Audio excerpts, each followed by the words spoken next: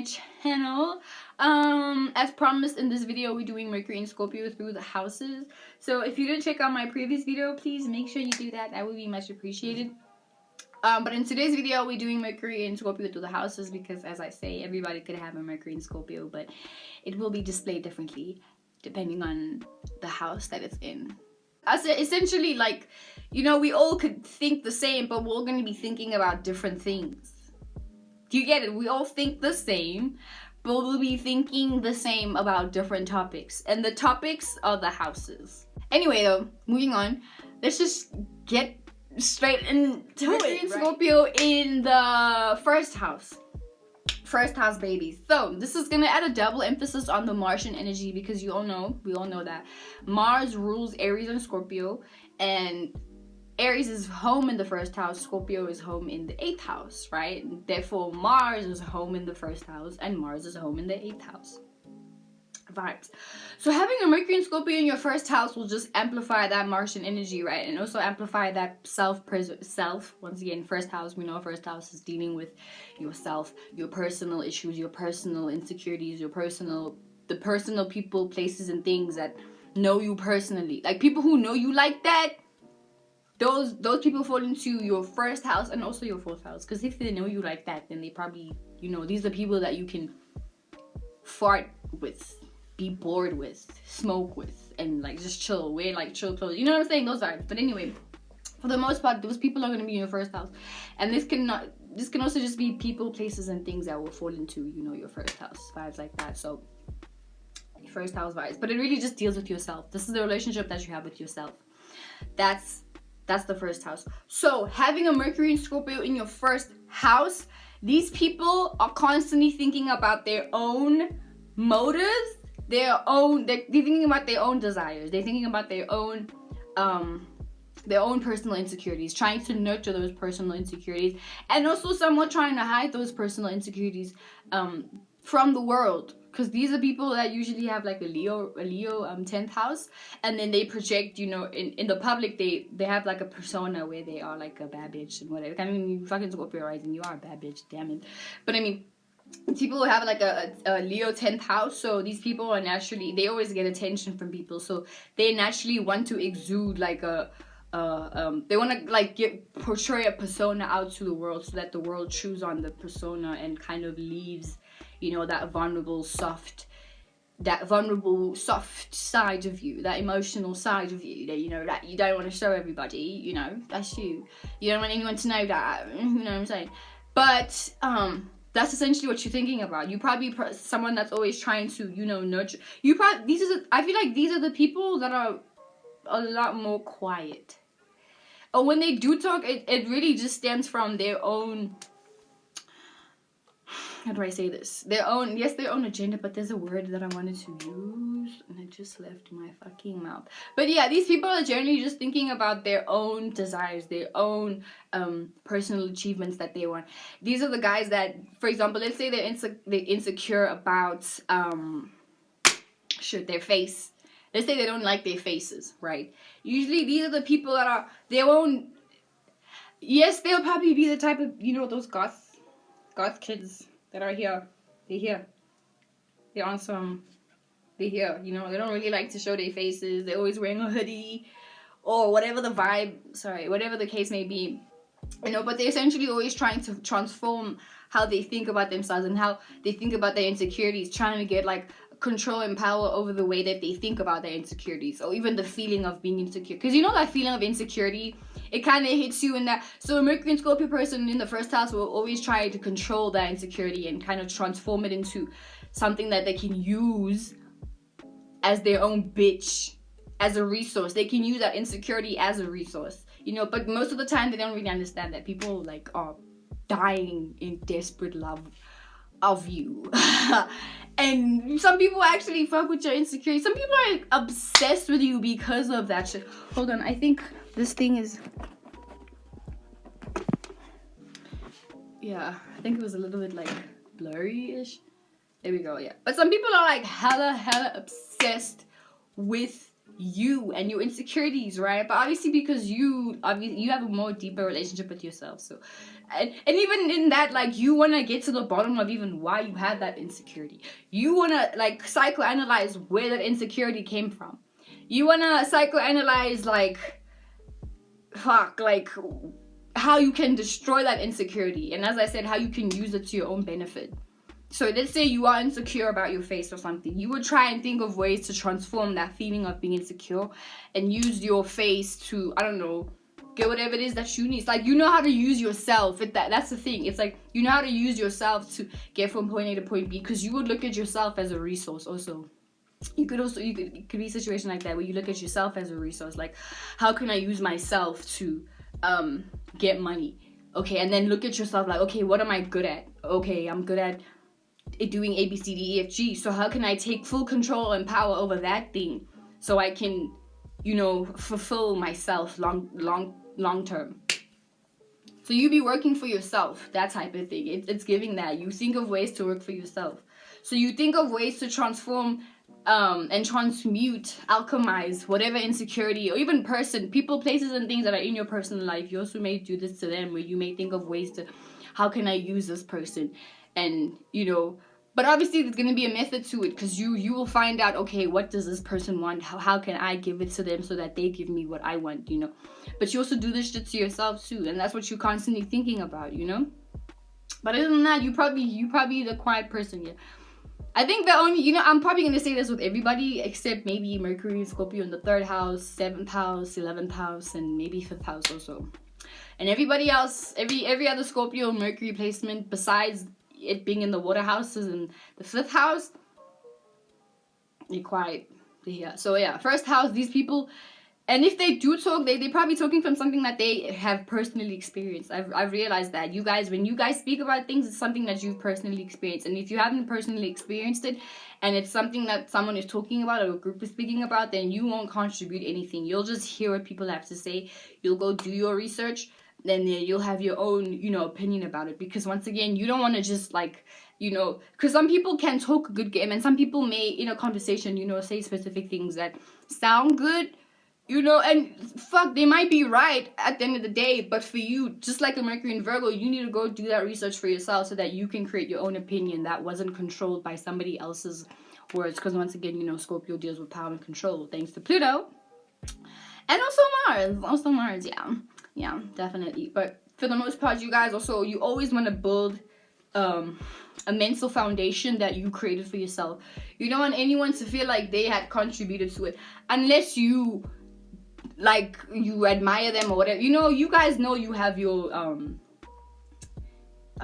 your rules, the rules that you have. You probably, even with this, you probably have created specific rules for yourself, like as protection blocks, you know, to protect those insecure spots that you live with, you know. So you may have a rule, like, and this is what you're constantly thinking about. I mean, yeah, sure, you go with money, yeah, whatever, you're smart, yeah, I drive, you know. We all know Scorpio is a fucking genius, intelligent, delicious mind, whatever. But for the most part, you probably, like, at school, you probably were like, yes, rebellious. I feel like you were rebellious, especially like teachers made you feel like they were in control of you or they had power over you. It can actually go either way, because it could be a situation where you could feel very helpless and hopeless, and then you just allow things to happen, and then you go into a situation where you're like, what? Me? Nope. Then there you go, being either the quiet child that just, you know, you get there, you do your shit, you get out, you don't want to cause no drama, you know, or you're the problem child. You're the fucking problem child. You just want to give the teachers the run for their money, you know. And you know those, Jesus. And you're Scorpio rising. If you're Scorpio rising with this, you have those eyes. So you probably have stare downs with your teachers and make them feel like, and then you're like, Terrence, get out of my class. And then you're like, with that smirk, that smirk, and you're like, psh.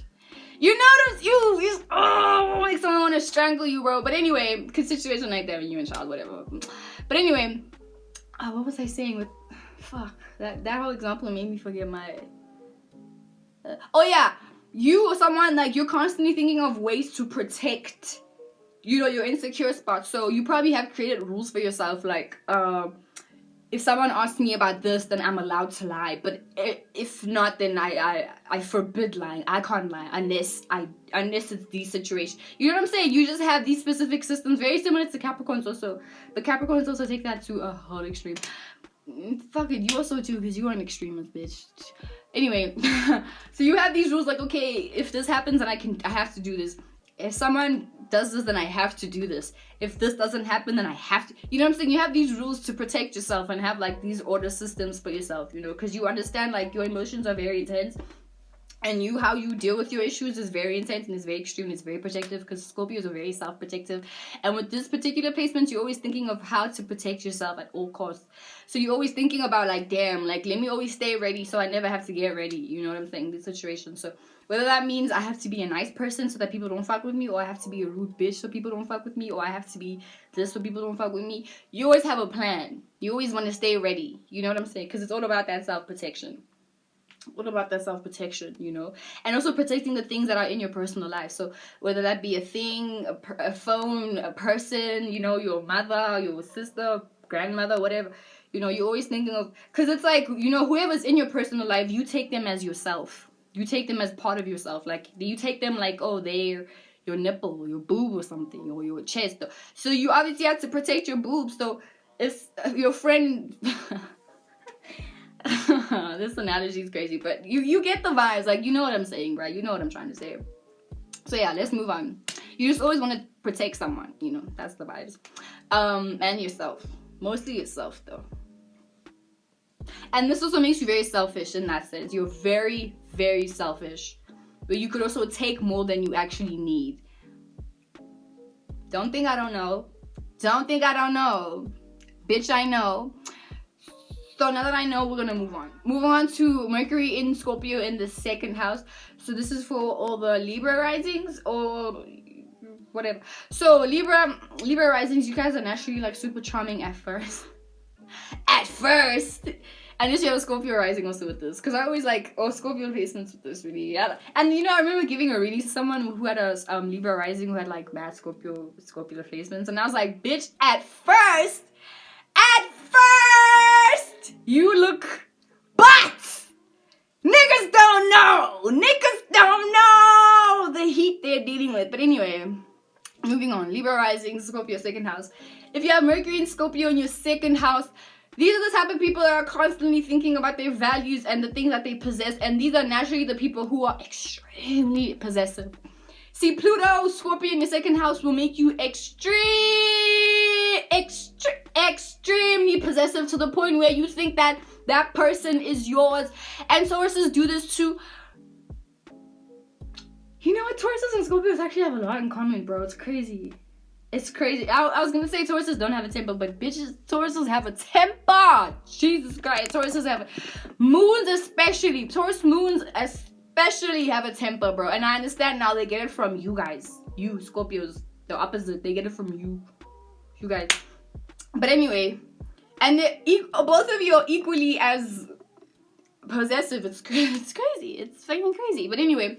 But the thing is with, at least, no. You know, it's the same thing. But anyway, moving on.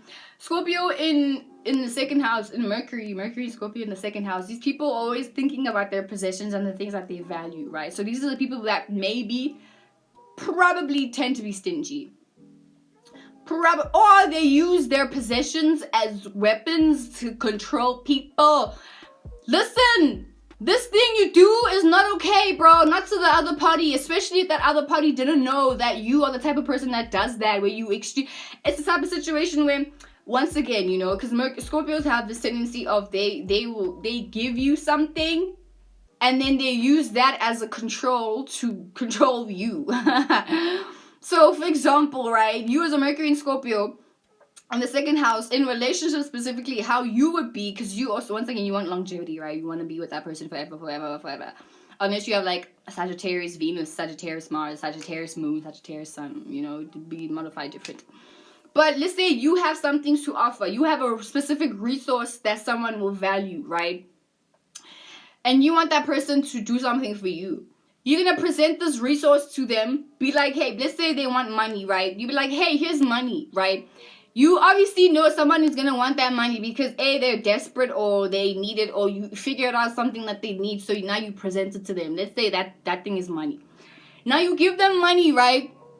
Now let's say you constantly are a supplier for them for money, right? So now they have depended on you. Now and that's what you wanted. You wanted that dependence so that you could now have power to be like, if you don't do this, I'm taking this away from you, bro. And the thing is, once you threaten someone's security systems, aka their second house, bro, you have them, bro. If you threaten them, you basically threatening their life, bro. You basically put a gun in their head and we're like, yo, do this. Do that. You know what I'm saying? You know? But that's what you're constantly thinking about. Maybe not constantly, but that's also just a weapon. But that's the thing. You constantly think about the things that you value. And because Scorpio is ruled by the 8th house, which is other people's resources, you may also be the user. You may be the user, Scorpio. You may be the one always getting into relationships just to see how someone can benefit. Just see how you can benefit from someone else. These are the type of people that will probably get into relationships just because someone has something to offer them. Offer you. You know what I'm saying? But at the same time, this makes you very good with money. You know how to get to the money so quickly because it gives you like manager vibes, you know, where you know how to handle other people's money, handle other people generally. You know how to like manage a company, you know how to manage people, you know how to, you know, kind of set your emotions aside and get shit done because you know that everybody's there just to get money. So you know how to like orchestrate situations like that. You know what I'm saying? But for the most part, you guys are very strategic with how you even get your resources. You're strategic with how you and usually most of the time the things that you have also have some kind of value to them. Like you have good taste, but your good taste comes from, how something makes you feel also. So if you, for example, a Taurus will want security because, you know, they don't want to be broke and they like feeling good in terms of their senses. A Scorpio will get something because it makes them feel good and they want that feeling forever. So the day they die. So if they get a house, then that house is going to be something that they earned, and this house is something that they want to, the place that they want to live in forever. But it's also something that like they have like an emotional connection to, you know. So it's like something that is part of them. It's like that home, that house is theirs. It's like, as I said, part of, it's like a finger. It's their finger. It's their house. You know what I'm saying? So you can't take that away from them. Because if they've emotionally attached themselves to it, then it's theirs. They're holding it. They're hoarding it. So this is how they even view people too. Or even like, I don't know, things that they like and value and shit like that. It's part of them. It's theirs. You know what I'm saying? You know the vibes. And I think naturally these guys are, it could be a Libra rising because you could also be, what? You could be a Virgo rising, and then Virgo rising, Libra in the 2nd house, Scorpio in the 3rd. Yeah, you could be a Virgo rising, and then it didn't make it to your 3rd house, so it just jumped into your 2nd house. You know, so you have like, you have those vibes.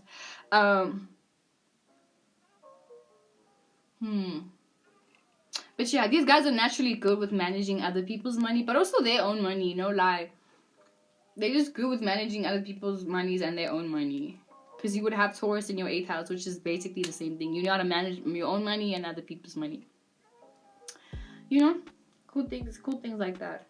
Also very stubborn. It just adds more stubborn qualities to you. Just like hella stubborn qualities to you. Just like unbreakable. But I mean, we know Scorpios. Even if it wasn't in the 2nd house, you just have that. So with that being said, we're going to move on to Mercury and Scorpio in the 3rd house. Right, so luckily Mercury loves to be in the 3rd house, right? So even though it's thinking about deep things, it's thinking about it in an area of life where it likes to think about it. You know what I'm saying? Which is, in 3rd house deals with, you know, your environment, your siblings, your friends, just communication, where you learned how to communicate and then how you built on that communication as you grew up. You know what I'm saying? In your environment, right? Cool, because your environment was also in school and your home, and you know, there's just a lot of talking everywhere. You talk at school, you talk at home, you talk in the store, you talk when you go to the fucking car, whatever. That's how you build communication, which is 3rd house vibes. So having Scorpio here, how you build communication. You probably with someone who had struggled with communicating, or you have a desire to communicate really bad. Not really bad, but really bad. Like you probably had like issues with stuttering or issues with mumbling, and now you like want to take full control how you speak to people and how you communicate. So it just really adds a double emphasis on having a Mercury in Scorpio, you know, because even if you have like a third house Scorpio, it's very similar to having a Mercury in Scorpio, those vibes. So this also just adds like, yes, you do talk, and I feel like these people are a lot more sociable. Like these people are a lot more equipped to understand people, because these are the type of people that will study social people. Mercury and Scorpio people in the third house are the type of people who will observe people, but they want to observe people and study how everybody communicates, because they want to learn how to communicate, because they may have issues with communicating in their growing life.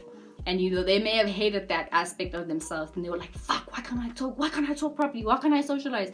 Why can't I do that? You know, and then they just really want to get a grip on how to communicate with people. So guess what they do? They just study other humans. They watch movies, and you know, they study like social cues, and they study, you know, just how to have a conversation and how to be a sociable person, you know. And then they take that information and then they know how to apply it when they go out to parties, or if they want to go out to parties or whatever.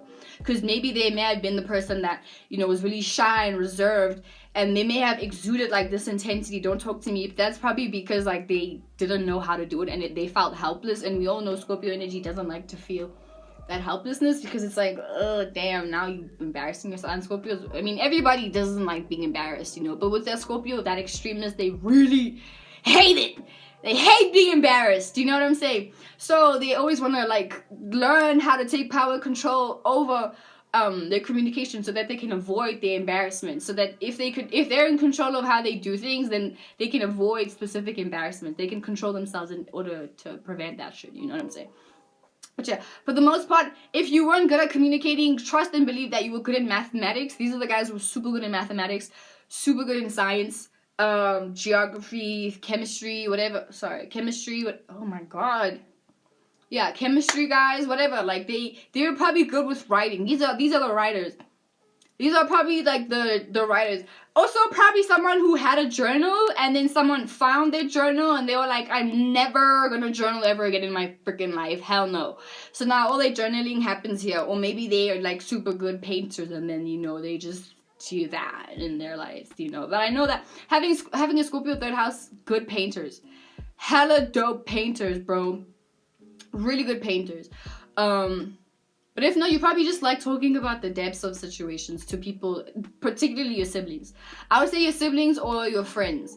Whatever friends you have, because also your friends transform. You probably lose friends, get friends again, you lose them again, and then you like feel like, why can't I just like have a solid group of friends or whatever? Or maybe you have that one friend that's the girl you talk to. That friend is your diary. You know, and that friend you've known since both of you guys were children or whatever. So, you know, you guys have that understanding of each other. But for the most part, yeah, you guys are a lot more equipped to be sociable. And I feel like you guys would be the guys with the mask, like the sociable mask, you know.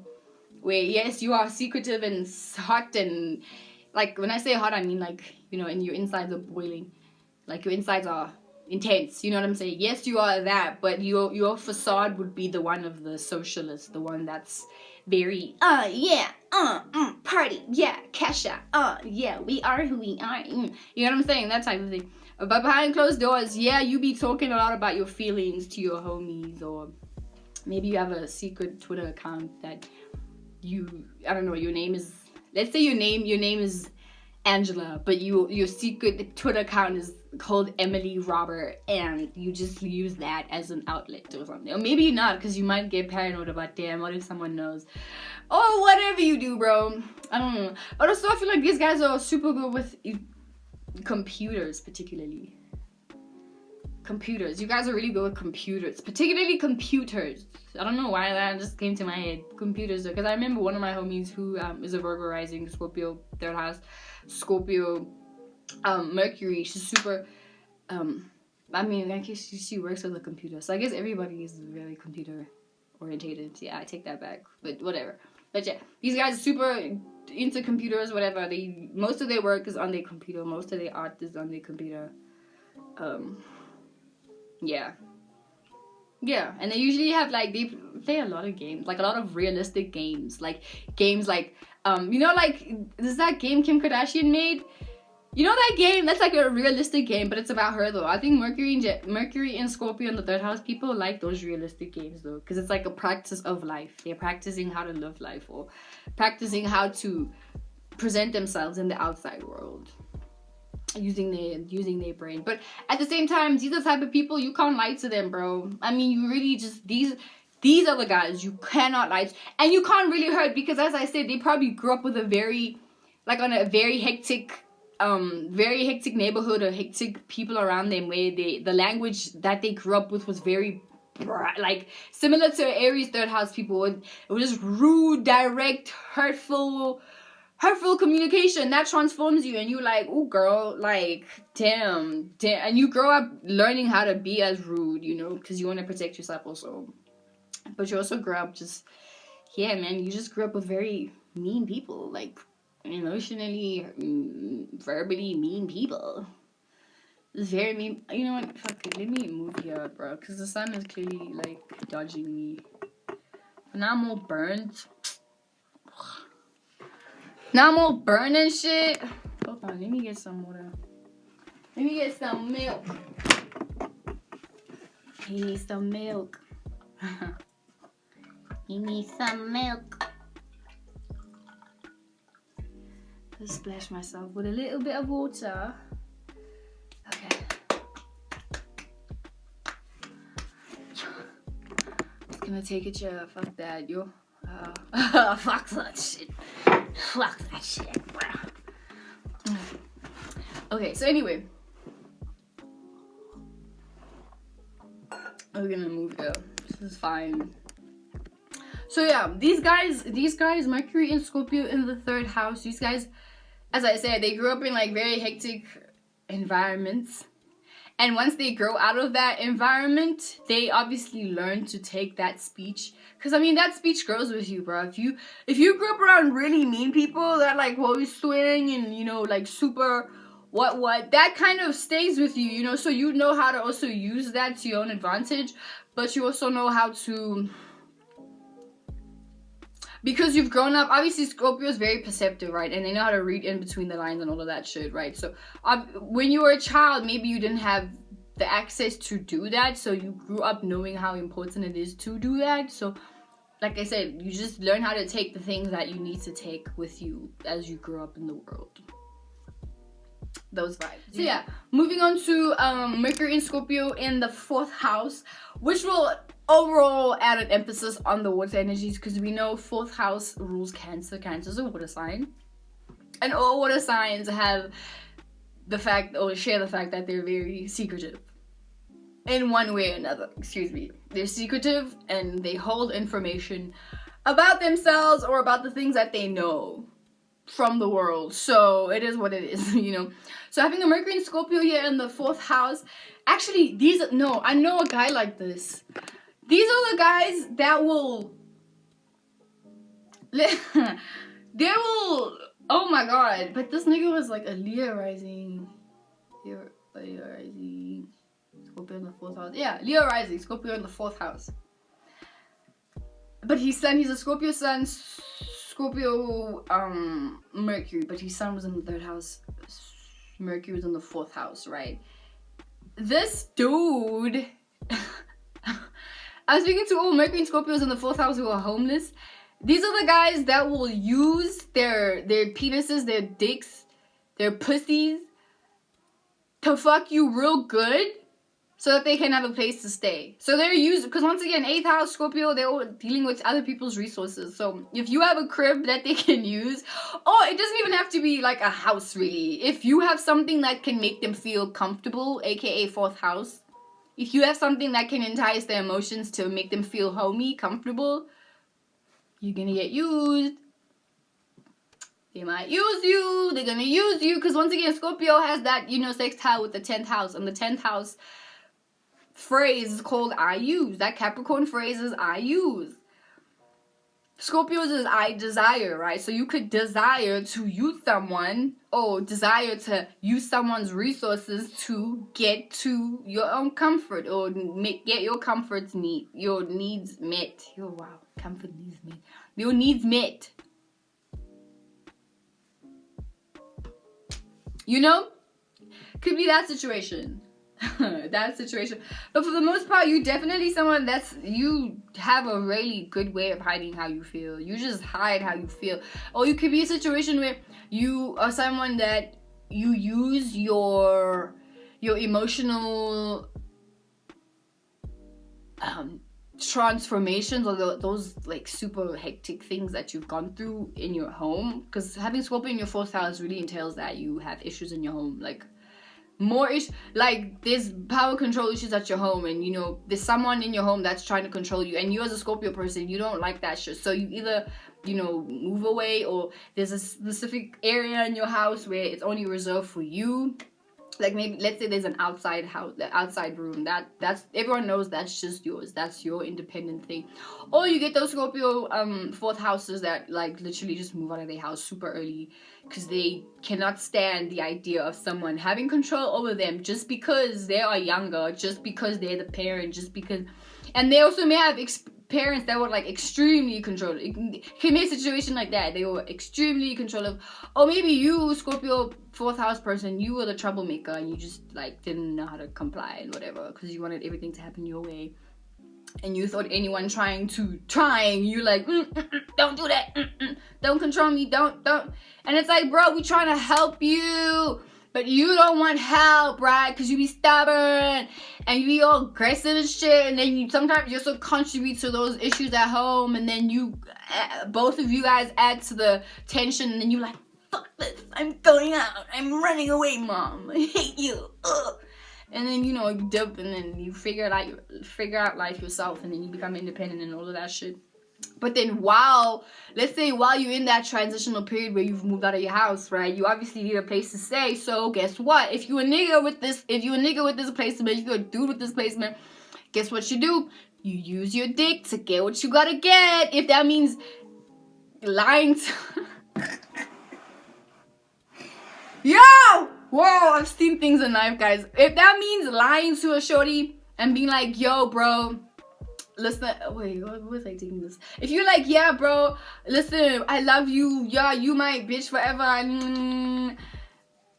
just so you can have a place to stay, girl, you're gonna do what you have to do at the end of the day, bro. If you're a shorty with this, bro, you got some bomb pussy, bro. Guess what you're gonna do to this nigga, bro? You're gonna do what you have to do. Even if it means dating a guy that you don't really like particularly because you know he has specific benefits. If it means providing you with, you know, the comfort that you need, that you're gonna do that. But you're always gonna keep your intentions secretive, private. Yeah, you're gonna keep your intentions private. You're gonna keep your intentions very private. And then you may like, you know, be those people that, because you use your emotions, you know, you may use your sob story. You're like... But intentionally, like you, because I mean, Scorpio, I feel like Scorpio energy doesn't really like being pitied. But if they feel like being pitied is gonna get them to the money, bruh, what you talking about? Fuck yeah, they're gonna use that. They're gonna be like, what? But the way that they're gonna say it though, it's always gonna trigger a reaction. Because that's the thing with the 4th house, because it's cardinal, right? And then there's Scorpio there, and then there's Pluto, and then there's impact, right? As I said.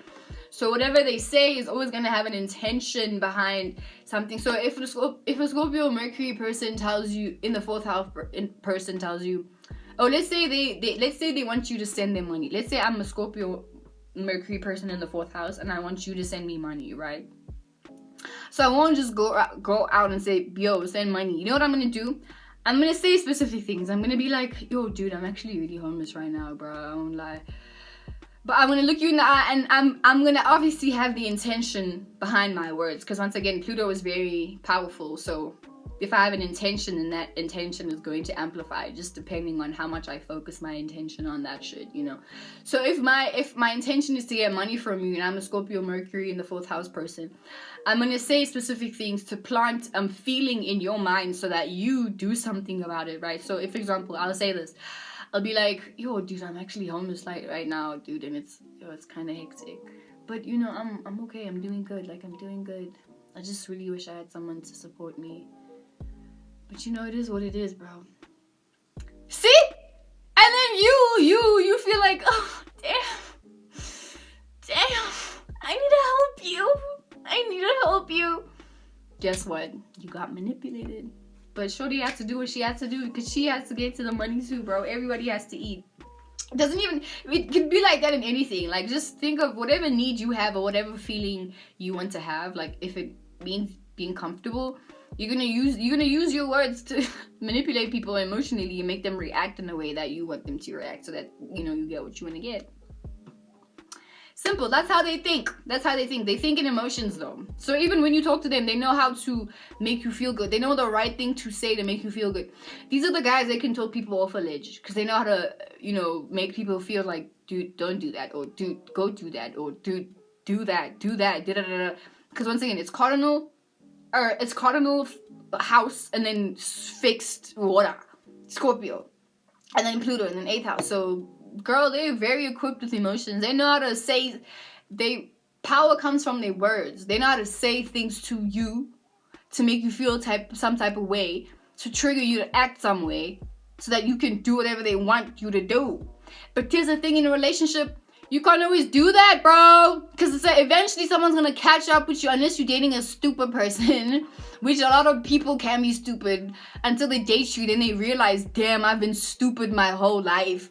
Then, you know, you transform them so that they also get a grip on their psychology, and in that way you help. But damn, was it worth ruining their whole life? Like, damn, bro, was it worth, like, ruining, like, come on, bro, like, was it worth, I guess it was worth it.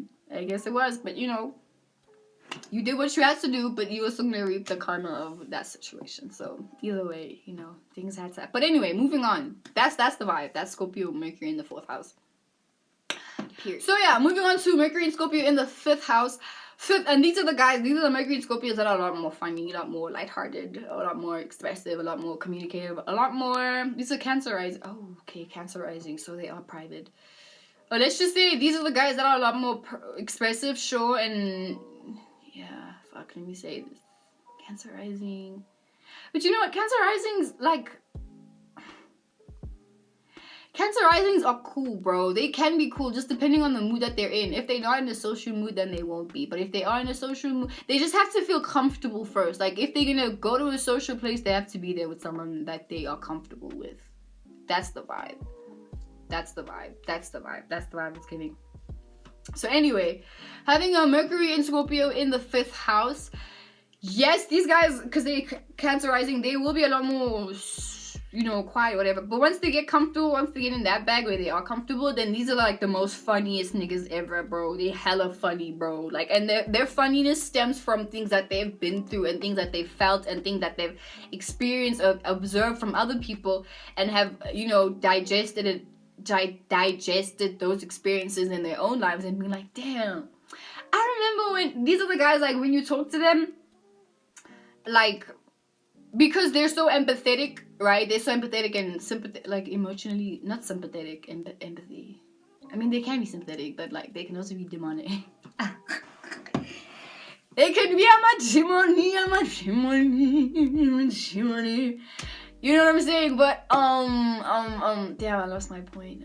Oh yeah, I was saying that a Mercury and Scorpio person in the 4th house, like, they could, like, empathize with you emotionally, right? And for example, let's say you told them about a situation that you've gone through. Let's say I'm Mercury and Scorpio in the 5th house, and you are my friend, and you're telling me, or whoever, you're telling me about a specific experience that you've got. Let's say you broke up with your boyfriend or your girlfriend, and you know you're feeling sad about it. Because I'm a Mercury and Scorpio in the 5th house person, and I'm so empathetic, right? And I understand emotions, and I understand what it's like to be heartbroken. I know how to alchemize my words and I don't have to alchemize my words, but I can put myself in a situation where I can feel that, but the way I'm going to say something is going to be funny, and it's going to have the impact of heaviness, but that impact is just going to make it even more funnier. Sometimes it can be, like, a kind of aggressive when it's like, damn, bitch, whoa, were you there? Like, whoa, were you there? Were you stalking me that whole entire relationship? But it's more so, like, you know how to empathize with people and, like, really understand where someone is coming from. But the way that you can respond and make someone feel comfortable with how you express your words, you know, that's how you can be funny in that sense. Or you could just be like overly dramatic with how you say things. I feel like it's giving drama student. Definitely giving drama student vibes. Or if you're a musician, then yeah, like super goth musicians. Because listen, Cancer risings are super dark people, and people don't know this. Like, they are really dark, just like Sagittarius moons, and people don't know Sag moons are hella dark people, bro. That's the tea. It's actually just whatever. Facts. Hella dark people. Or maybe not. It could also be the fact that you find horror, like you find saying outrageous, crazy, scary, spooky shit funny. Like, that's funny to you. It could also be that situation. Maybe not, you may not really be a funny person. Maybe you're a funny person to people who enjoy dark humor. Like, that's the thing. You have dark humor. Let me say that. You have dark humor. Like Pete Davidson, you have dark fucking humor, bro. Self-deprecating humor. You probably have made fun of the fact that someone died in your home and you made that a joke. And whether it was funny or not, you know, it probably was funny to people, as I said, who understand dark humor. But to people who don't get it, like, you are creepy. You creepy, bro. Like, you weird. Like, they look at you like, why would you think that's funny, bro? And to you, it's like hella hilarious, you know? Because that's 5th house Scorpio. Because as I said, Scorpio is dark, and Pluto and whatever. So your jokes are just a little off, you know? If they're not self-deprecating, then they're like, yeah, they just be dark. You probably talk about like how a fetus could be eaten by a snake. There's that video of that, like, of that mom who got an abortion, like a fetus abortion or whatever, and then a snake ate it. Oh, they had a video of a snake eating something, but like, it was like, for example, it was like 2 videos matched together. So the one video was a lady getting an abortion, and then we could see like the baby in like the palm of this guy's hand, and then the other clip we showed, it was a snake eating something. It was like a snake just grabbing it. And that was dark as fuck, bro. But I think you would find that funny. Like, a Mercury and Scorpio person in the 5th house would find that hilarious. Freaking hilarious, bro.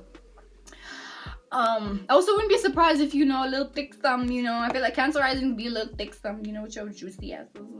You know what I'm saying? Those vibes. But yeah, these guys, how they analyze the situation is really just based on dark things. You probably, like, even how you play game. You know how some people, like, they have jokes and they can maybe romantically like push each other, like, stop.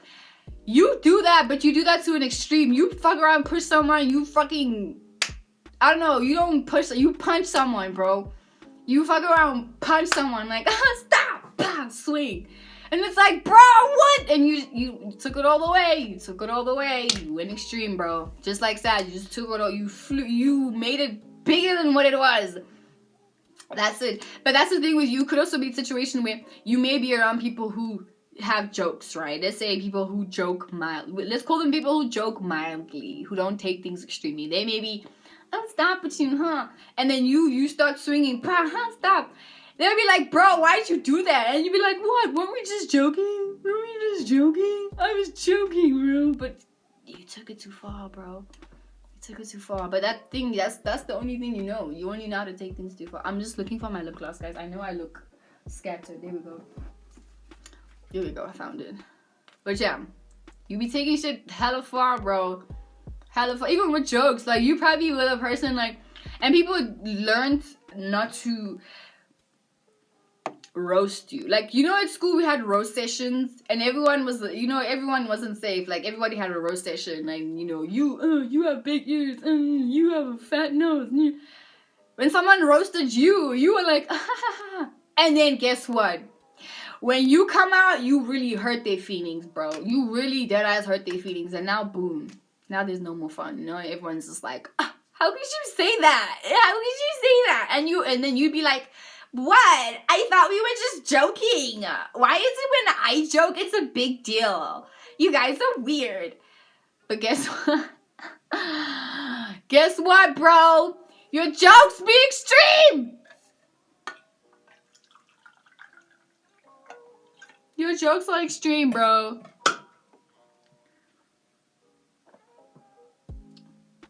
do you mean? But yeah, more or less these guys, and also because it's 5th house, you know, there's also like an expression thing. So you also express, like you express your Scorpio-ness, you express your intensity with your words though. So when you do talk, yes, regardless of having it in the house, like when Scorpio Mercury's people talk, obviously there's an impact there, right? But having it in the 5th house, yeah, sure, it adds like some lighthearted things, but because it's an expressive house, it's a fire house, so it just adds like an intensity on just how loud that Scorpio energy is gonna be. You know what I'm saying? It's just gonna add an intensity on how loud your intensity is gonna be, really, as I just said. So yeah, that's Mercury in Scorpio in the 5th house. I feel like these guys also, regardless of connecting to how people like feel emotionally when they say things, they also are looking at your expression. In fact, these are the Mercury and Scorpios, because I also know someone like this. These are Mercury and Scorpios who are, as I said, they are a lot more sociable. They're a lot more sociable, right? And these are the guys that like to dress up really kooky and weird, like different colors or different, just, you know, just kooky and weird. But I think that's also just a thing to hide their darkness. It doesn't have to be that deep, because as I said, I know someone like this, and she always has like, you know, like those cute pins, like colorful pins on her hair. She always has like different eyeshadow, like yellow and then blue eyeshadow, and then her lips are like super pink or whatever, and then she just dresses in super whatever colors, you know, just to be a freaking, what's this, ray of sunshine. She's a ray of fucking, she's screaming. It's giving that. Mercury and Scorpio people in the 5th house, they screaming, I'm a ray of fucking sunshine. And while they're saying that, it's just like hellfire. They're like burning, but they look cute though. They look hella cute though. But yeah, I think regardless of them being able to perceive through people's like vibes, the auras, whatever, as Scorpio Mercury's always do, these guys are always paying attention to how other people are expressing themselves, you know? Like, they're always paying attention to, like, people's, I guess, mannerisms and their facial expressions. This is gonna do that, because Leo rules expression, right? So, they're always paying attention to people's expressions, because, yeah, they're feeling what you're saying, but they're also looking at how you express yourself, and then they're studying that, and then they're studying, oh, okay, when this bitch lies, her eye twitches. Right? And you don't know, like, you don't know that they've observed that, but they know, like, oh, when that bitch lies, her eye twitches, right? Then they put it to test, right? And then they ask you something that you know you're gonna lie about, and they see you eye twitch. Bitch, they know. Boom, they know. And then they befriend you, eye twitches. Girl, why you lying? Then they're like, why you lying, bro? Why you lying? Why you lying? Why? What's the reason? What's the reason? What's the reason? You know? Those vibes. So just don't lie. You know? Just double emphasis on just analyzing your expression. You guys analyze people's expressions, and you analyze people's vibes generally, you know. So, you know, vibes. Anyway, so with that, moving on to Mercury and Scorpio in the 6th house. So we know 6th house deals with your health, your routines, things that you do on a daily basis, you know, and obviously, as I always say, things that you do on a daily basis would essentially affect your body. So this is for my Gemini risings, period. Yeah, things that you do on a daily basis. If you do yoga every day, it's going to affect your body. If you drink alcohol every day, it's going to affect your body. If you go to work every day, it's going to affect your body. If you drink water every day, it's going to affect your body. If you don't drink any water every day, it's going to affect your body. You know, whatever, vibes like that. So having Scorpio here, you guys are the type of people that are, and once again, Mercury is home in the 6th house, right? Because Mercury loves Virgo, because it's home there, and it loves Gemini, because it's also home there, vibes, gang, gang. So with having Mercury and Scorpio in the 6th house, you as a person generally like to take power and control over the things that you do on a day-to-day basis. You know, you probably wouldn't do well at a job. You probably wouldn't do so well there. You know, you probably want to be like an entrepreneur or something, or like, I don't know, like having your own, like managing your own business or something, or actually being a manager. If it entails that you have power, then that's what you want to do, because you don't want anyone, because that's the thing with Scorpio energy, doesn't want anyone to empower them, to take power and control over them, doesn't want anyone to, you know, have anything against them besides God. But even, they'd probably be like, God, they'd be like, you know what I'm saying? That's how. Oh, guys, I'm joking. I hope no one is a Christian here. I hope no one is a Christian here, bro. I hope not. It's just a joke, but not really. Whatever. Whatever. But yeah, these guys are like, listen, on a day-to-day basis, you're constantly thinking, because it's very, having a 6th house Scorpio, having a 3rd house Scorpio is very similar to having a Scorpio Mercury, right? So as I said, having Mercury in the 6th house just adds an emphasis on, you know what I'm saying, the Mercury energy, right? So, but the only difference is the practicality of it. So you also someone that likes to practicalize their daily schedule. So you someone that likes to be on top. You're someone that makes routines for yourself. You write down, wake up at 8, and you really want to take control over your day. And that's what you're constantly thinking about, is like really overcoming and, you know, attacking, kind of like asserting yourself in your daily routines. Like, and be like, it's kind of like you treat your routines like, hey, listen, you work for me routines, you do what I tell you to do, okay? That's all. That type oh my god, that type of thing, you know? So it's like on a daily basis, like you have to have a specific plan. Like you have to have a goal and intention for everything that you're going to do in the day, right? So if every day, or let's say you essentially are, let's say you are an entrepreneur, right? Or let's say you have a business, let's say you're even a musician, because let me speak for my age group, because my age group be filled with musicians, artists, models, DJs, models, you know, people who work in retail, and more models and more DJs and more musicians and more actresses and actors and all of that, right? Let's say you in the creative industry, right? So on a daily basis, you know, okay, I have to keep my body good, so go to gym. I have to post reels and photos on IG, so, you know, sunlight, so I need the sunlight, or whatever, I just need a photo, so I need to get a friend who's gonna borrow me the camera, or I need to go get that friend who's gonna do this collaboration with me, or whatever, you know? So you are Mercury and Scorpio in the 3rd house, you want to set out specific plans that are gonna help you get to your essential goal. But even if your goal really is eventually to own your own modeling company, but let's say you are a model right now, right? So you're still obviously learning these things. So you may be the person that's like, you know what? I want to stay after the shoot, and I want to help out. I want to help out with the tech guys, the photographer, the cinematographer, the you know, you just want to get a grip on everything. So you have a schedule for yourself also. So you be like, okay, wake up at 8, do yoga, then I don't know, do this, and then do that, and then shower, and then make sure you're out by 12 p.m, right? And then by 12 p.m, I'm gonna go do this, and you are on it because you intention. And then once you're on it, that's the thing that kind of fuels you also. It kind of drives you, knowing that you have that power over your own days. Like you have power over what you do on a daily basis. You know what I'm saying? And we don't necessarily like people telling you like, yo, bro, you fucking, you should do this. You probably, I mean, school's cool. I mean, we all had to do school. Like, we all had to be in high school and follow a period, you know. But maybe these are the guys who probably were like, you know what? I don't want to go to school this week, so I'm not going to go. And then you didn't go, you know. Maybe you had strict parents, and then you had to, and then you bunked school because you were like, I don't want to go to school and I don't have to go to school, so I won't. And then you just didn't, you know, because the day is controlled by you. You know, so this even goes with like your habits too. You probably have a control over your habits, because as I said, like also habits, you know, when you do things on a daily basis, you form habits. When you smoke every day, you form a habit, and then that can also lead into an addiction or whatever, which will be 8th house vibes, which it also can be there, where you prioritize your addictions in your daily basis. So you could also be like those functioning crack addicts. You could be a functioning alcoholic, you know, where you still be drunk as fuck, but you know how to get to what you need to do. Or you do things high as fuck, but you still know how to get to what you do.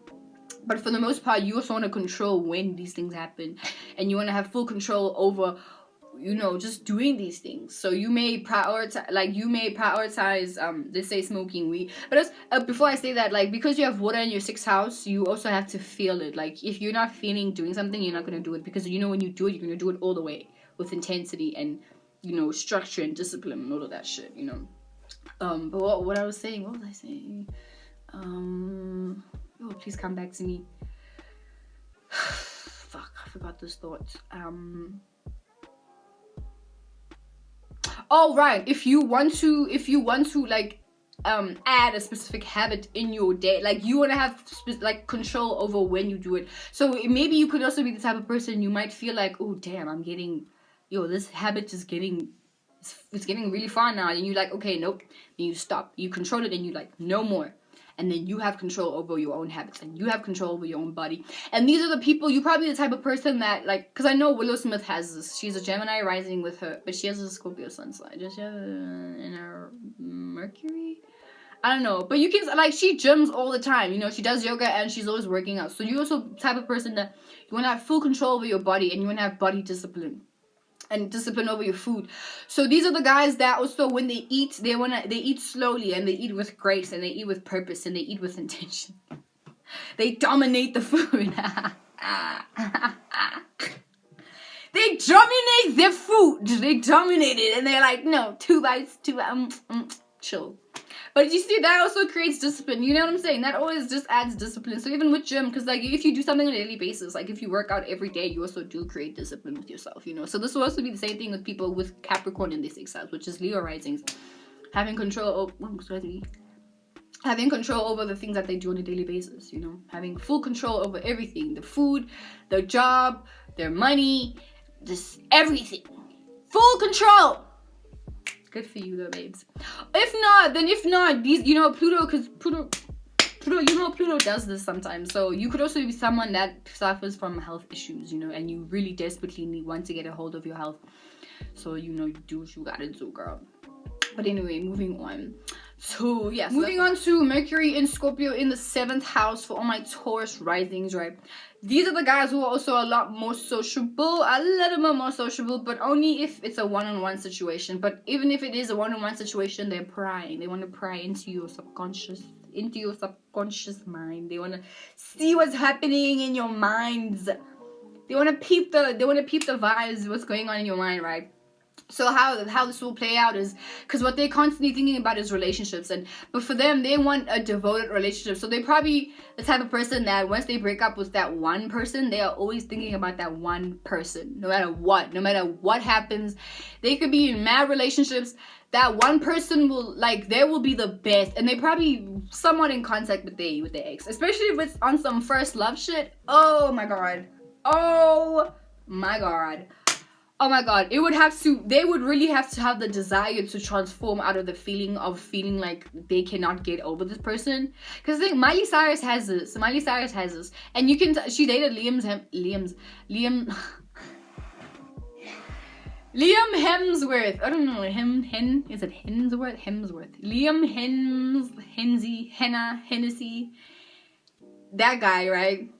I remember when she went to that phase, it was just like, damn, chaos. Because I can only imagine this is what it feels like when you feel like, damn, I can never find a guy as great as you are, or I can never feel the openness to open myself up to another person to be that vulnerable with. Because it's like, damn, like you already did that whole thing with that one person. This one person knows so much about you, right? And they know everything about you, and you know everything about them, and it's like having to do that with someone else, and it's just like, whoa, that's way too many people. That's way too many people that know me like that now, And it may make you feel like, damn, well, if we're all doomed to just break up, might as well not date. You may feel that way, and then you start just coming up with Miley Cyrus' song, the midnight star, the road I'm taking, head high up in the clouds. Oh, I was born to run, I don't belong to anyone. No, but then again, she is a Sagittarius sun sign, so, but nah, her sun sign is like 2 degrees or like 1 degree Sag, so she'll still be having Scorpio vibes, but I would only assume that that's what she feels like, because she's like, damn, no more. And she said forever and ever, no more. And you probably, with Scorpio in your 7th house, you probably like, nah. If that one relationship didn't work out, or doesn't have like hope to work out anymore, you like, down with relationships. Because once again, that's the thing with Scorpios. It's not enough for them to just break up with one person. They have to go all the way and be like, I'm never gonna date anymore. They gotta be extreme with it, bro. They're like, never a relationship ever again. And they're like, okay, you know, I'm just gonna be a hoe now. I'm just gonna be a hoe. I'm just gonna fuck people and like never like them. That's all. And then you just never date anyone because you don't want to feel that way, you know, because in that sense you transform yourself due to your relationships and you get transformed by relationships. But yeah, that's Mercury. Oh wow, I hope this doesn't go for 2 hours. Anyway, let me hurry up. Mercury, Scorpio, and the 7th house, people always think about that one particular relationship, and they usually you always constantly think about having, you know, the same people. Like, for example, your friends. If you have a best friend, you want to have that one best friend for the rest of your life. And if you have a falling out, then you probably think, I'm never gonna have a friend ever again. I never want to have a friend ever. You know what I'm saying? That type of thing. It's traumatic. You never want to experience it ever again. You just go all the way, like, never. Let me just avoid even planting the seed of wanting that, you know. So those vibes. But yeah, these guys, I feel like these guys are really good with money, you know, Cap. Because I mean, if you look at she's the example. Miley Cyrus is the example because she's hella fucking rich, bro. Because I assume she's good with money. I assume you guys are good with money, you know, and mathematics and just calculating it. Also really into gadgets, technology, you know, probably have a business online, maybe, I don't know, maybe. But yeah, that's how you guys think. You guys just think also in like having a longevity relationship with these particular things. So how you think about things, how you relate yourself to the world is, if you have even an idea of something or an opinion about someone or something and how you relate to it, you want to have a concrete feeling about this and be stubborn with how you feel about the relationship that you have with a topic, a person, a house, a place, a thing, a situation, circumstance, you know? You want to have a grounded foundation, stubborn relationship, and by stubborn I mean fixated relationship with whatever it is that you've related yourself with and form an emotional bond with. That's how you be thinking. You be thinking, if I'm gonna have a relationship with you, bitches forever. Don't you dare change your mind. Kill you, boy. Poison you. Anyway, moving on to Mercury and Scorpio in the 8th house, right? So this also just adds a double emphasis on the Scorpio energy, because we know Scorpio energy is ruled by the 8th house. So these are the guys that are these are probably the guys who don't like being perceived. Like, they probably hate being known as being a human being. Like, ew, wow, why do you guys have that access to knowing me like that? Weird, that's suspicious, you know? And then they feel like, ew, now I have to hide away from the world. But naturally, I think these guys are these are the users for sure. These are the resource. They know how to take a thing and then stretch it out, bro. Just like Cappies, just like Capricorn, they know how to take a resource and stretch it out. But these, like, for example, RuPaul. You know RuPaul from RuPaul's Drag Race. He has taken drag. I mean, and mind you, he could have, you know, been multifaceted and, you know, being this and that, but he uses his music, he uses himself, his art and all of that, and he just uses it for his drag race thing. So that's the thing with Mercury and Scorpio, even in the 8th house. These guys could be the type of people where they know how to take their own talents or someone else's talents or whatever resource that they have, and they know how to accumulate or transform that specific resource so it, you know, becomes different things for them. So in that sense, they can be like Geminis or Virgos, where they, you know, change something up and make it different, even though it stems from one particular thing, you know. But I'll use RuPaul's Drag Race as an example, because, you know, there's like many different seasons, but all the seasons, yeah, sure, it was like one point. The point was the same, to find, you know, America's Next Drag Queen, period. But you know how every season was executed was very different, because he wanted to, you know, he transformed how things would be. So, you know, season 1, 2, 3, 4, even 5, I think, you know, there was immunity, and then he canceled it from season 5 or whatever, and then within the seasons there were like different twists and turns and because he knows how to stretch out, as he says. He knows how to, he's trying to, but he was like, we're trying to cook, chop, bake this potato in many different ways, you know. You're trying to, it's like, for example, you know, okay, potato is a potato, but how can we use this potato so that we are always eternally fine, we're eternally full, We can be eternally fine with our bellies and never be hungry from just this potato. How do we cook this potato? How can we make it into nuggets? How can we make it into a patty? Can we make it into fries? How can we make this potato into becoming lettuce? How can we make this potato become a cheeseburger? How can we make this potato become pizza?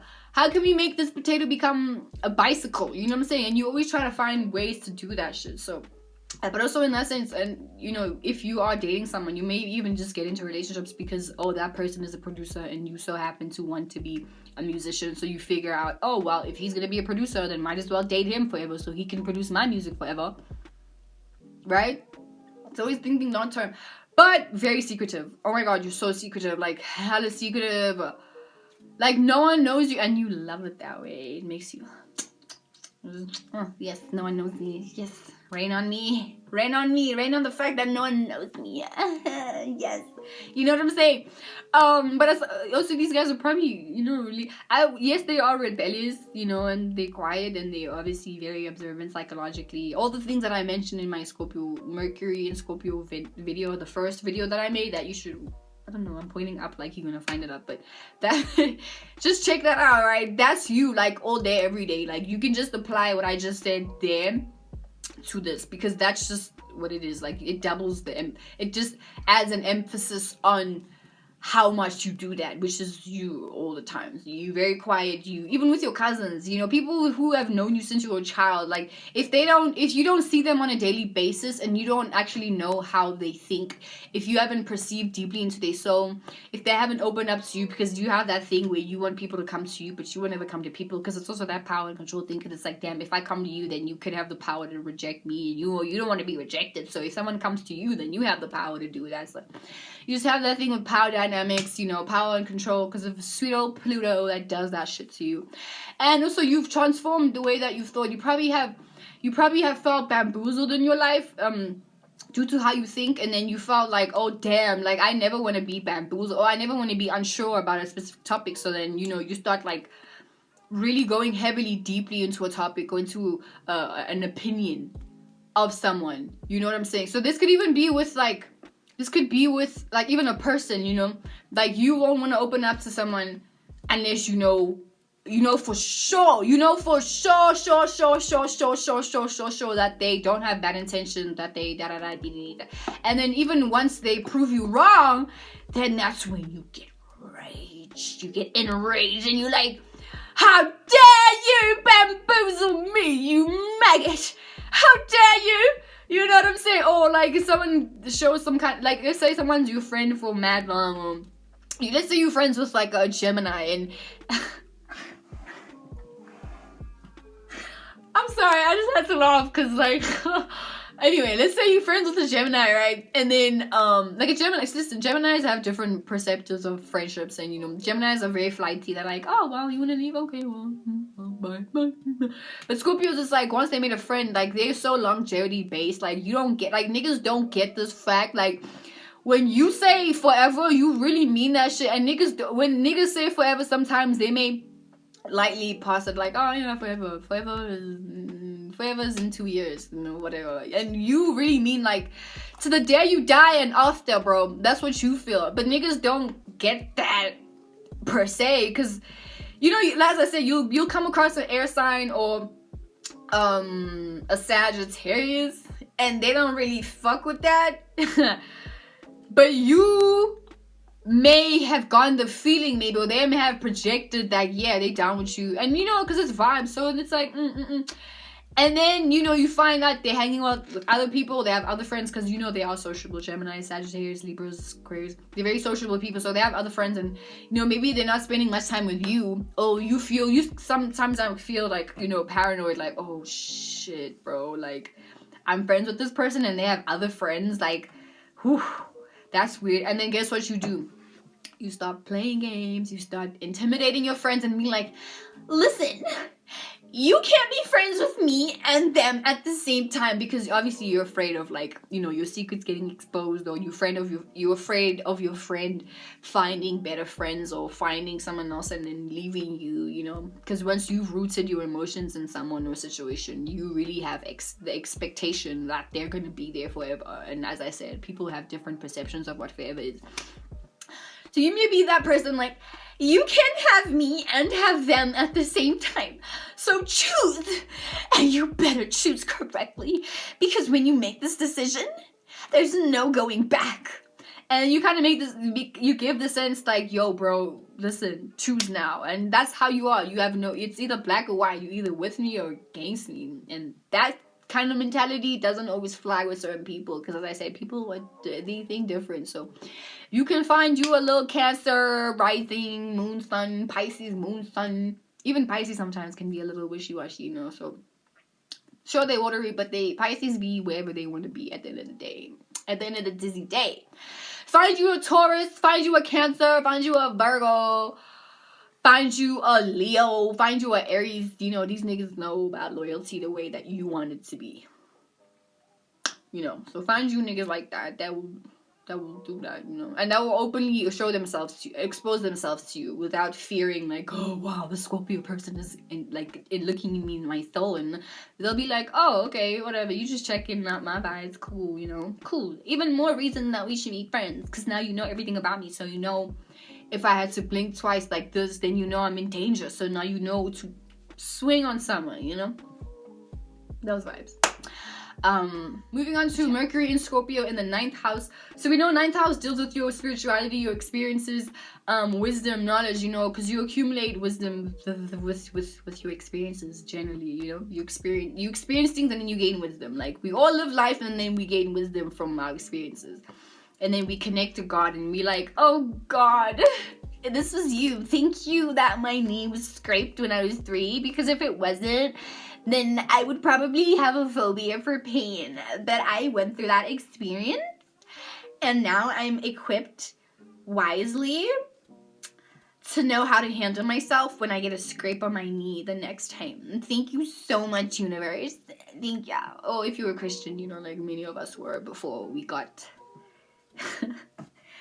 before we were the indigo children, you know the vibes. But anyway...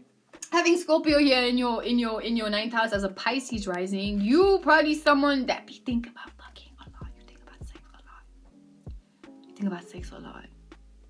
And you probably have had experiences, like a lot of sexual experience. You probably have had a lot of sexual experience, probably even dark ones, like mad, like rape vibes. Like molestation. But not to say that this is the only placement that will entail that, because I mean, you could really just, you know, be a walking vagina, and you know, these niggas out here are just weirdos. But you could just, you know, you may have had experience those like really dark sexual experiences, or even BDSM when you were young, or you know, that dominant thing. You experienced a lot of those situations when you were younger. When I say younger, it could be high school, could be primary, could be let's just say any age before 30. Let's say any age before 25, because I'm still 20. I'm 21, you know, so most of my knowledge is based on like studying my own people, and obviously older people sometimes, but like you know, anyway. But moving on, like, you guys have probably experienced like before I continue, I have to say that Mercury falls in the 9th house. Right, Mercury falls in the 9th house. So Mercury doesn't like to be in the 9th house, because Mercury is essentially about processing information and logic and organizing. And 9th house is so spiritual, and so is the 12th. I'm gonna say the same thing in the 12th house. These guys, like, these houses are the spiritual houses, you know, the inexplainable, inexplainable. You just have to feel. You know, some things you can't explain, you just have to feel. That's water and fire. Water placements, fire placements. Water houses, fire houses. So you have Scorpio, which is water, and then in the 9th house, which is fire. So once again, it's all really an experience. So you may have experienced a lot of, as I said, like dark sexual experiences, you know. Excuse me. Either A, you may have liked them, or you didn't, or like you experienced some death, like on some daily shit, you know, and you liked them and you didn't. And then in those senses, you gain a lot of wisdom about a lot of dark experiences.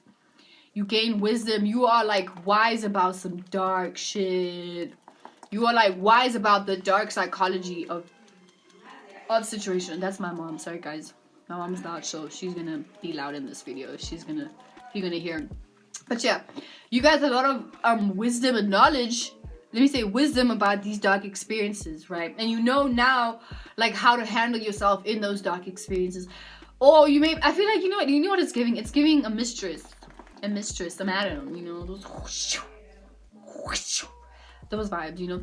But it's also, I feel like you're someone that probably doesn't talk much about these, because I feel like you may have gone through a lot of traumatic experiences, and now the only way for you to communicate is with your energy. You know how to exude friendliness, you know how to exude hate, you know how to exude, and like you're someone that doesn't really need to talk, very similar to like the 8th house vibes also.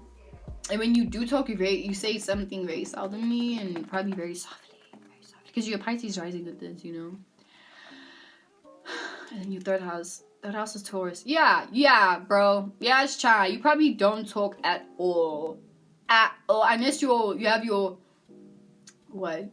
9th house lord in the 3rd house. Then that would change it. Then that would give you like a bit of a benefit in communicating and shit. But for the most part, yeah, you probably someone that's you know.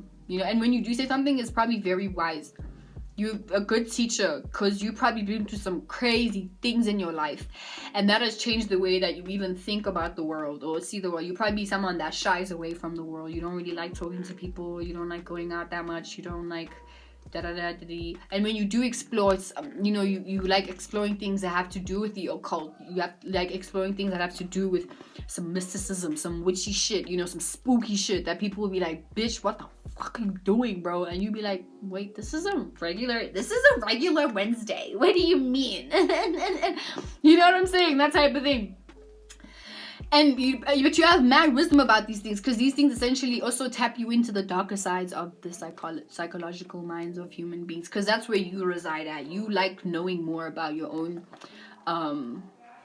dark psychology, you know, the dark side of things, you know. And then even when you just be spooky, mom. I don't know what it is about Scorpio and the spookiness, bros, but you fuck with that. You probably fuck with that heavy, bro. Yeah, very private, very mysterious people who, you know what I'm saying, don't talk much unless it's about something that they are very wise about, because they've experienced that themselves, you know. So you probably are very much into astrology, and you know, it also helps you in your dark witchy trials that you'd be doing, you know. Or you're a tarot reader. I feel like it's giving that tarot reader, because it doesn't have to be like that extreme. It could be, but you could also just be someone that likes exploring, you know. You from a young age, you were very deeply into astrology, tarot readings, witchy movies, mermaids, maybe even cutting yourself, you know what I'm saying, just I don't know, for whatever experience that you wanted to gain wisdom about, you know, whatever dark shit that you into, you did that just for the wisdom of understanding that, you know, for your own dark psychological mind, because your mind is twisted. It's twisted vibes, but I'm sure it's delicious, you know. I'm yet to meet someone with this, but do I know someone like this? I don't know. Okay, no, but yeah, that's what source is giving me this information right now. But yeah, these are definitely the guys who are into, you know, mysticism, tarot, you know, who go deeply into these these practices, you know. And people may not necessarily, as I said, you may not want people to know that you do these things, but you be doing them. Even your art, if you are artistic, you probably have dark art, like, you know, you draw some demons or whatever. I don't know, it's just always, Scorpio is always gonna be centered around some dark shit, bro. Some traumatic, scary shit, you know. But bye. Anyway, moving on to Mercury in Scorpio in the 10th house. So we know 10th house deals with your reputation, your career, what people know you as, you know, them, the external world, the public world, deals with that. So having Scorpio here as an Aquarius rising, gang, these guys are all constantly thinking about, these are the business sharks. Listen, you are constantly thinking about your business. You're constantly thinking about how to, you're probably someone who grew up, because I know this, but you probably, because this is what you think about now, but you probably was someone who, yeah, you were weird and people probably had like a intense attraction to you or whatever, but you're someone that didn't like to really show yourself that much in the public, or like, you know, when you do, you always want to, or let me say it like this, right? Because maybe when you grew up, you didn't have a grip on how you wanted people to perceive you. So you allowed people to perceive you in many different ways, right? And you also allowed that because you weren't particularly sure about who you were. or you weren't all the way sure about who you were, you may have had an idea and be like, yeah, this is who I am, and then, you know, not necessarily be aware of like the way people view you in that sense, you know. So in that way, you dressed in clothes that covered you up. You probably wore a lot of baggy jeans and baggy shirts just to hide your body, because also people like sexualizing you, you know. You were a very sexy person in the public eye, you were a very intimidating person in the public eye, or you were very just alluring, like obviously mysterious, yeah, whatever, but you know.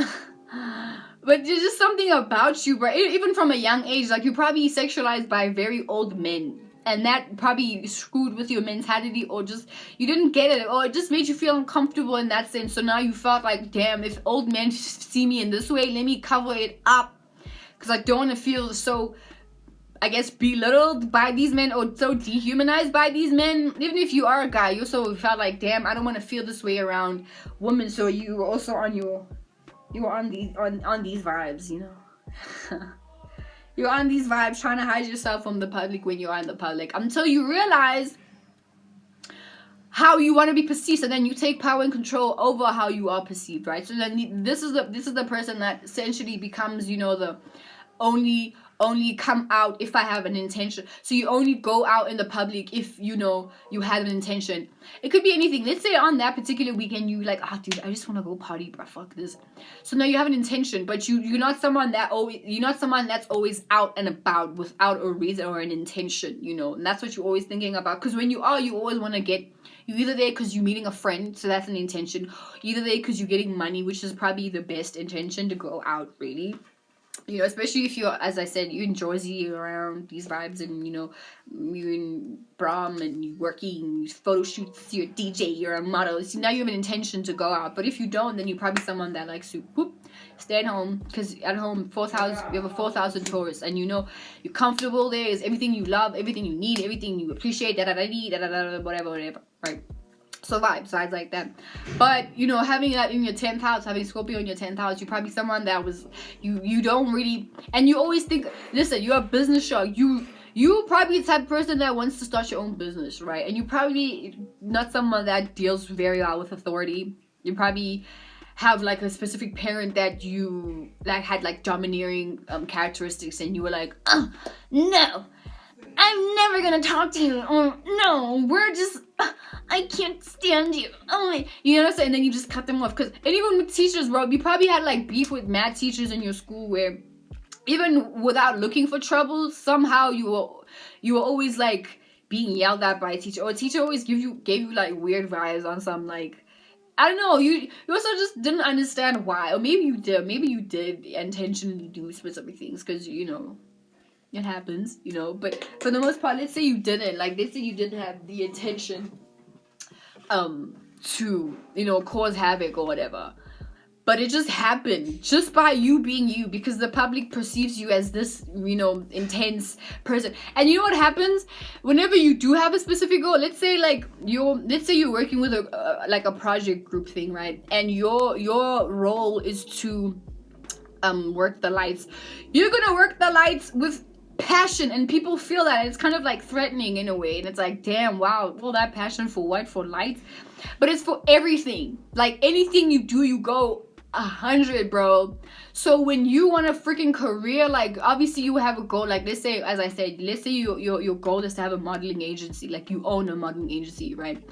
Your goal, like your plans are gonna be, yes, you're gonna think about how you want to get to the top, right? You're gonna have a specific strategy on it. Strategy. Shout out to Flo Lily. But you're gonna have like a specific strategy on how you want it, and you're gonna spend mad days, mad months, a year, 2 years just thinking about what you want, how you want to get it, the steps you would take to get them. You know, maybe some people you want to use to get there, or some people that can help you get there. You maybe always can help. You can also help get there. You know what I'm saying?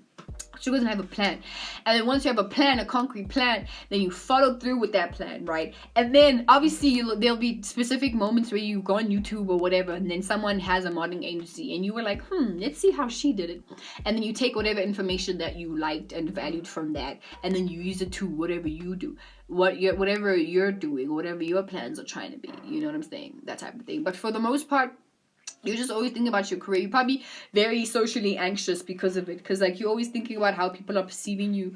Or you always want to, like, control how people perceive you also. That's the thing. You always want to control how people perceive you.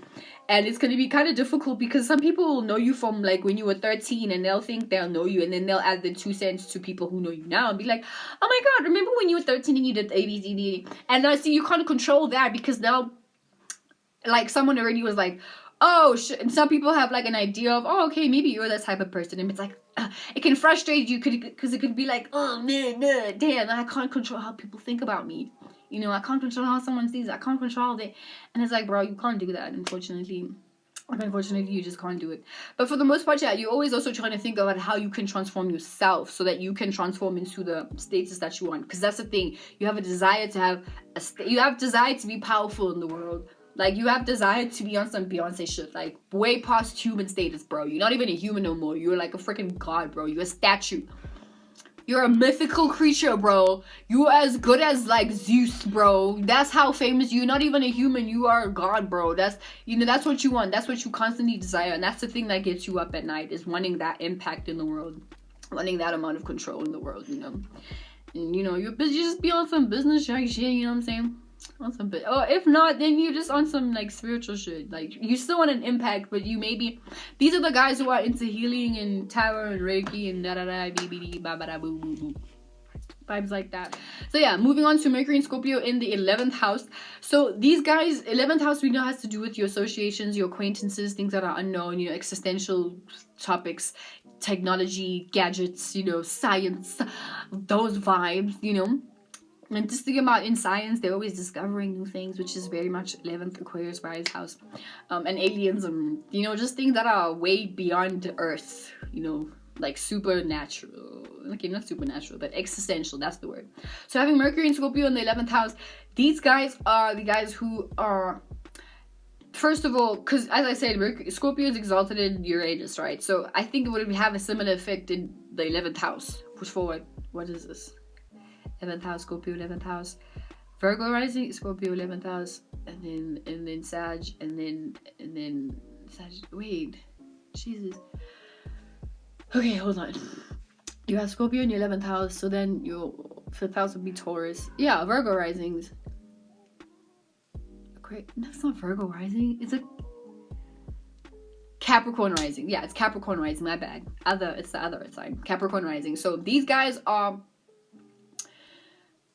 Yeah, as I was saying, it has a similar effect with that exaltation, whatever. So these are the guys who are super, like, you know, they're mentally based, like, hella smart. I wouldn't be surprised that you are, like, an astronaut, physicist, you know, any like occupation that required a lot of, like, I don't know, like mathematics or like science or chemistry. You know, you could even be a doctor with this, a surgeon.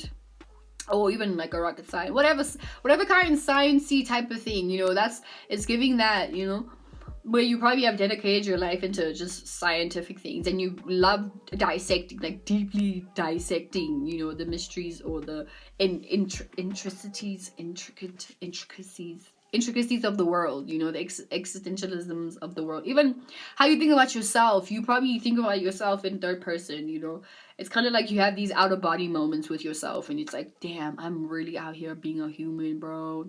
Like, that's the thing. Aquarius and Scorpios share that in common. Even Pisces, they share that in common, you know, this like feeling of out of bodiness. Yeah, you know why? It's because they're all co-ruled by outer planets, bro. That's why.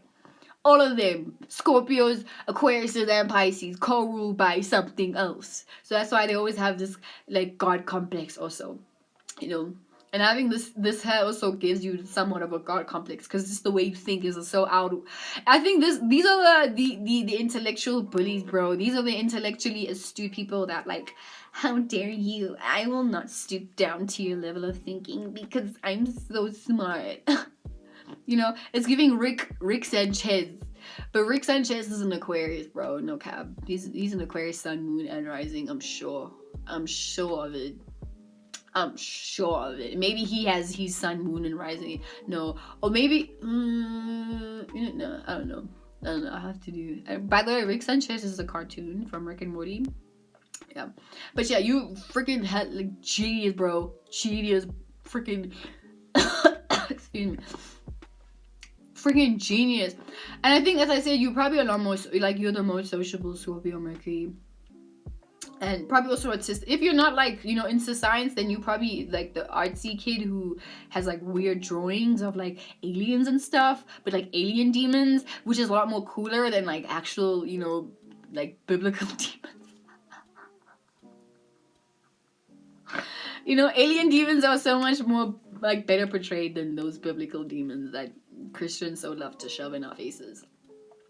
But yeah, these guys are like super interested in that, you know, those kind of topics. Oh, fuck it, bro. I was about to light this, but yeah, I'm almost done. And yeah, they're super into, you know, existential alienisms, and, you know, super artsy ways of expressing themselves, but also expressing their deep darkness, you know. Oh, I'm trying to think, do I know someone like this? I mean, you just listen. You could be the quiet Mercury and Scorpio person, but, you know, maybe you would keep your existential and your existentialism and your observations of humanity to yourself, maybe, and maybe you may opt to not really like human beings, or you may be the antisocial one because you kind of find those social interactions really boring, like those superficial social interactions really boring, and you might hang out with older people also. Have older friends, because they have like a broader way of thinking, or, you know, maybe you'd even be friends with your science teacher, something like that, because they have a broader way of thinking, and that entices your own intellectual brain and your need for intellectual stimulation, which is essentially your own emotional stimulation, because you like going into the depths of those topics, you know, and you don't know how to even fake, or even how to, because once you start speaking, you want to go to the depths of that topic, and some people aren't patient enough to do that, or aren't interested enough to talk about that, you know. Some people enjoy having superficial conversations about the weather and their hair and their lipstick and like cards and like smoking weed, without, because I mean, we could talk about these things. We could talk about hair all day. We could talk about lip gloss, but we could also get into the depths of it. We could talk about, like, okay, yeah, hair. Listen, we all have hair, but what is the meaning of hair, you know? And we were like, oh, I think hairs are like antennas. You know, we can always go into depth with these things, but I guess you don't like the superficial topics of things, even though everything has depth. Like, even the most mundane thing has depth, you know, if you find it. You know, you would know all about that, wouldn't you? Anyway, yeah, so that's that. You guys are just hella smart, bro. Probably really into gadgets, and, you know, really into like technology, and really just getting a whole understanding of technology in general. You probably, I don't know, was Steve Jobs, he might have had, he's shit in the 11th house, I don't know. Probably do his chart though, but you could also be your own little Steve Jobs, you know, because you building gadgets and you took power control over what your gadget is gonna be like. Yeah, and then moving on, last but not least, Mercury and Scorpio in the 12th house. And as I said in my, you know, in the 9th house reading, is that 12th house Mercury falls in the 12th house, right? Because it doesn't fuck with the 12th house under any circumstances whatsoever, right? So when Mercury is here in the 12th house, excuse me, it just adds more watery complexes, right? So this is definitely a Mercury and Scorpio who also does not talk much. They don't even understand why people have to talk. Like, why do we have to talk? Like, why? This is for like the Sagittarius risings. Okay, yeah, so you be hella spiritual. You know, you be hella spiritual. Obviously, it depends on what your moon sign is, because really your moon sign determines everything, like who you're going to be. Because if you have a Gemini moon with this, then yeah, you will be talkative. But if you have but then your Gemini moon would be what, in the 7th? Yeah, so you would be a lot more talkative with this placement, you know, because you would have a need to communicate, but you may have struggling issues with communicating with people, especially communicating those, because listen, you probably have like mad crazy nightmares where you're killing people with this placement, you know, your dreams are freaking insane, like you probably don't even like sleeping because of that reason, you know. But like, and I think maybe in your dreams you have control issues even with yourself. I think maybe subconsciously you may not know, or you don't show that you are a controlling person, because 12th house deals with things that are hidden you know. So you may hide this aspect of yourself and then present that Sagittarius first house where you're so cheery and cheerful and so freaking amazing. But people don't know that you actually have crazy anger issues. People don't know that you actually like rage, like you be destructive as fuck, bro. Even in your dreams, you be killing niggas killing you just be some crazy shit, bro. You know, some wild shit, bro. You know, but there's always like you very intuitive with this. Like you just you just speak in vibration. You speak in the language of vibration. Like you speak in the language of feeling everything around you, and it can be really intimidating to other people because it's like, damn, bro, if you meaning to tell me that you know everything about me just from looking in my eyes, like you didn't have to do my birth chart or nothing, you just know. That's weird. That's weird. You know, ooh, let me not break this. You know, those vibes. So, yeah, that's you. I think that's all I have to say about this, really. Just speaking vibration, you know.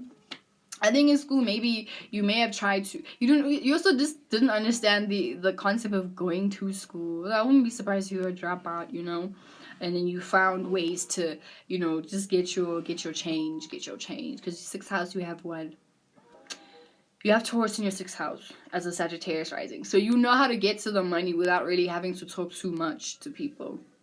Because you probably use your creativity and your wisdom of people's psychology to get what you want. So sure, maybe you are able to communicate with people, but it's more so like only when you need to do it, you know. You probably function really well during retrogrades. Like when Mercury retrogrades, that's when you're able to talk. And then when you do talk, it's like, damn, that's what you had in mind? Like you're quiet this whole time, but that's what you're thinking? Damn. You know, these are the guys who probably vouch to be silent. Like they wouldn't mind being silent for the rest of their lives, you know, like the monks do. What I assume. I've never really met a monk, but I was, you know, from watching movies and reading on tabloids and shit like that, whatever. But like you probably wouldn't mind vouching to be silent, you know, because also it's a thing where you have like a greater, like you have an incredible spirituality, bro, a spiritual system. Like you're so spiritually wise, you know, even from your dreams naturally. But just you being born, like you have this intense intuition. And you just said, like, you can smell when a bad situation is about to come. You can smell a bad person. You can smell bad intentions. You can smell when someone, you can taste it. You know what I'm saying? You just know when bad intentions are coming. And you know when something bad's about to happen to you or someone's about to die. You probably have these prophetic dreams where someone's dying and they always come true. And it could be really intimidating for you also because they come in extremes and it's just like, damn, bro, I don't have the capacity to handle all this by myself, you know? So in that sense, you could also be a drug addict. These are the addicts. These are the addicts, bro. Let me just leave it at that. Alcoholics, drug addicts, just all that. All that, but super intuitive, even when you're high, when you're not high, bro. You just wanna feel good and feel connected to God or the universe or source or whatever, you know, those vibes. I also forgot to mention that, you know, for the Mercury in Scorpio in the 12th house, you don't necessarily have to be a quiet person. I think also because 12th house is the house of things that are hidden and shit. You could be someone who just hides how you really, what you really think about things. You know, you don't really necessarily have to be a quiet person, because I know I have a friend with this who isn't quiet, right? She's very loud and expressive, but it takes a while for us to really know how who she is, and you know how she, like, what she really, and like, for example, it takes a while for us to, let's say she doesn't like a show, she'll watch the show with us, and then only like a year later she'll be like, guys, remember that show we watched? I actually really fucking hated it. So it's a thing of hiding how you actually feel about things. So you hide your words, you hide your thoughts. You know, you could be one of those people that do that. You don't necessarily have to be a quiet person. You could be the queen of superficial conversation, because if it allows you to hide what you actually think and feel about something, then you're gonna do that, and then you only expose those thoughts once you feel it's required. Yeah. Yeah. And you usually don't do anything if there's no meaning. Yes, you don't do anything if there's no intention, but there's no meaning. If there's no greater meaning to it, then you won't set an intention on doing it anyway. then that's how you be thinking, bro. So guys, that's my video on Mercury in Scorpio through the houses. I hope you enjoyed this video so much, and then you, as I said, thank you for the support, for the love, for the everything. I'll see you in my next video. We're gonna do Mercury in Sagittarius, and then Mercury in Sagittarius through the houses. Once again, I'm just gonna keep saying this. I'm very grateful for your support and your love, and I wish you guys a great rest of your day. Vibes. Yeah, see you in my next video.